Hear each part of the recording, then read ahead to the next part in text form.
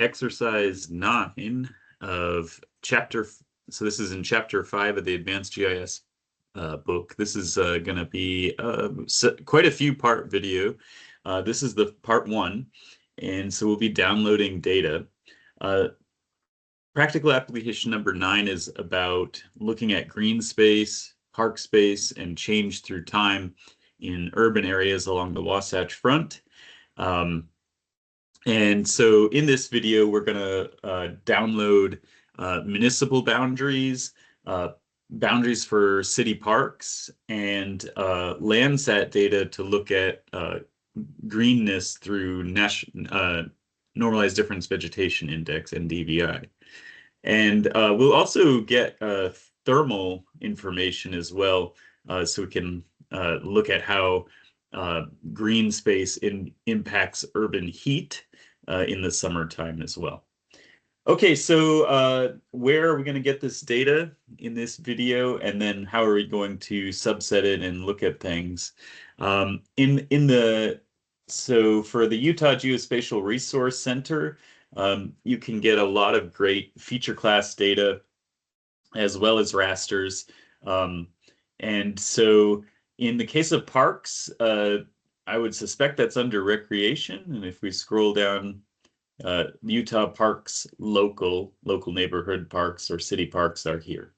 So I click on that, and I can go to the, not the feature service, but click on the SGID and ArcGIS, and it'll open that up.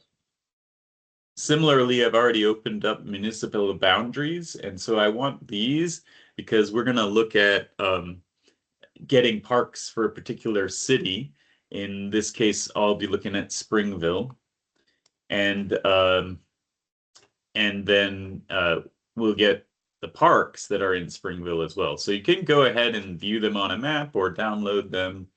If you download them, you have lots of options. You can get them as a CSV, a shapefile, a file geodatabase.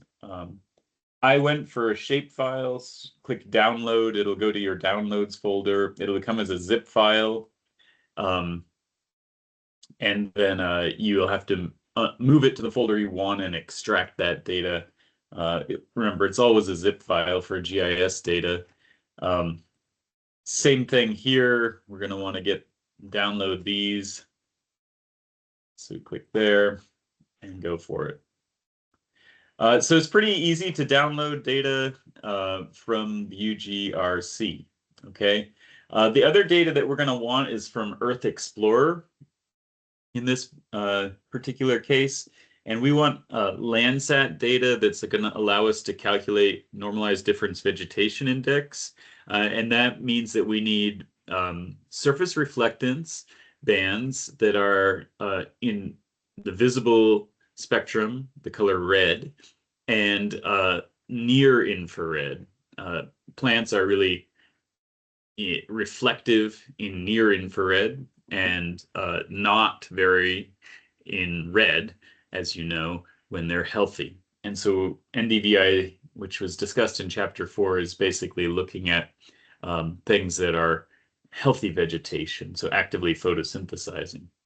And I want us to look through time in Utah, and I told you already Springville, so I'm going to zoom to this area, and I'm going to say use map, and that's too big, so I'm going to move these boundaries in here,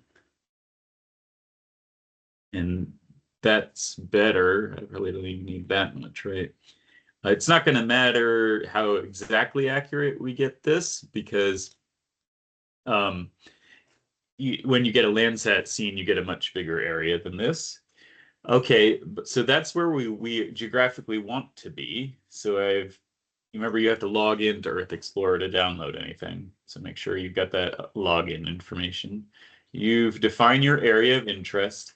In this case, I'm looking at summer time, so I don't want all months, and I'm going to choose July. And then I want to go, say, from 2010 but I have to do, we'll do 06/01/2010 through 08/01/2025. Okay, so that'll get me a 15-year window. I want to look at change through quite a bit of time. So we've got 15 years here. I'm going to try to get something in the summer of 2010 and in the summer of 2025 in July. To look at NDVI or anything in terms of surface reflection, we want a cloudless day. And so I definitely don't want scenes with a lot of clouds. So I'll bring this down to like 20%. The reason I left it with it 20% is because maybe the clouds are often on the mountains, and so it might not be consequential to looking at the urban area. And then how many results per page, not important for me. Then I go to data sets, and what I want is Landsat, and I want analysis ready data, and I'm going to click results. Okay, so this first one on the top, July 28th, Landsat 8 data looks like it will work really well. Better than this cloudier day of Landsat 9 on July 20th. And you might get these like LC8, Landsat 8 versus 9 showing up in here because these Landsat missions overlap each other with time. Each instrument is shot up before the other one goes offline so that there's continuous coverage through time in the science mission. So this first one I would download and pull up download options and the product options that I want. So I'm going to actually get something from the surface reflectance and something from surface temperature. In surface reflectance, I need to know what I'm getting. So this is Landsat 8, and here I've pulled up USGS Landsat 8 band information. And the two bands that we really want for NDVI are band 4, red, and band 5, near infrared. And then additionally, if I want to look at thermal infrared, band 10 or 11 would work. Okay. So I go back here. So band 4 and 5 I have to get. You can also click to download the whole set of bands. And that's what I did. Again, that's going to come as a zip file that you'll have to unzip to a new folder in your project. So these are kind of TIFF files. They won't be in your geodatabase. That's okay. As you process them, they might end up in your geodatabase. And then if you want the brightness, the surface temperature is the next one. And then looks like band 10 is all that's possible. I don't know where band 11 is, but that's the one you need to download. And this comes as a digital number, not as the value of degrees Kelvin, Celsius, or Fahrenheit. And so we'll look at that in a subsequent video of how to make that into something you can better understand. But go ahead and download that as well for whatever area you're studying. In this video, we're looking at Springville, but in your lab, in Lab 5, you'll be looking at Orem. Okay, so that's fine. So that's modern times. Now I'm going to go to the last page to see what's available in July of 2010. So on 7/3/2010, we have LT05. So that's Landsat 5. So a long time ago, instrument time. And it should be noted that I think Landsat 6 never made it, like maybe it crashed upon takeoff, and Landsat 7 had some issues. So a lot of the data that you'll download is Landsat 5, 8, and 9 if you do a lot of this work. Now, we could have used other things like the European Space Agency's Sentinel data, but might as well use Landsat. Okay, so then again, I would be downloading that data. And again, I want to get surface reflectance and surface temperature. So go ahead and download a surface temperature. And then surface reflectance, again, you could get the individual bands that you need or the bulk. If you don't know what you need and you just want to download, get the bulk. If you want to know what you really need and just get the very minimum, Landsat 5 thematic mapper, you can see visible band of red is band 3. So this is different than Landsat's 8 and 9. There's fewer bands. And so the band numbers are not the same. Band 4 is near infrared. So 3 and 4 instead of 4 and 5. And so I would need this one and this one. Okay, so you can download those. Okay, so that's downloading the files. I've already opened them up in ArcGIS Pro here. I pre-processed some of these things, but we'll go through that. In this video, what I want to look at is how to subset the municipality and parks data. And I've got my background imagery of Landsat here. So if I zoom into the Springville area, so up here is Orem, Provo, Springville. And there's parks in Springfield, so great. So we're going to look at this municipality right here. So if I select it, and then if I open up municipalities, attribute table, I can click on what is selected. Indeed, I've got the right one, Springville. I'm going to subset this data.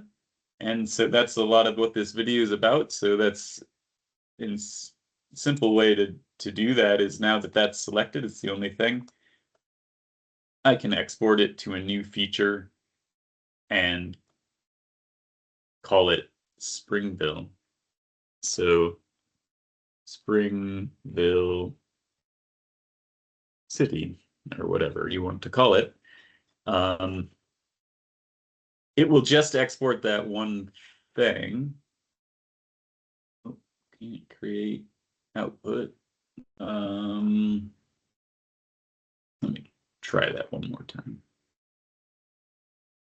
I've been getting a lot of these errors running things, and failing the first time, run it again, it works great. Just don't give up. Okay, so there's my Springville City. I can turn off the other municipalities. There it is right there. If you want to have it have its own background, great. Okay, so that's a simple way to subset your data. There's other ways, of course. You could create a new polygon feature. You could copy one, paste it into the other, save your edits. Lots of ways to go. So similarly, now we have parks, and then we have this, we want Springville's parks. So how could we subset that? That can be now a select by location. I'm not sure what attributes are in parks. Yeah, it also has cities, so we could select by parks in with the attribute Springville. But since I have this feature class, I am going to do select by location parks within Springville City and say apply. Okay, now we'll see that those parks are selected, and then I can data export features to a local parks Springville. These are going in my geodatabase.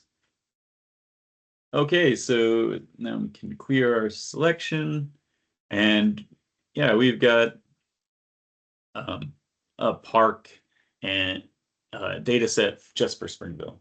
So I could turn off these other parks. Now we know what we're looking at. and we've subset the data that are features to the area of analysis. Now, as far as the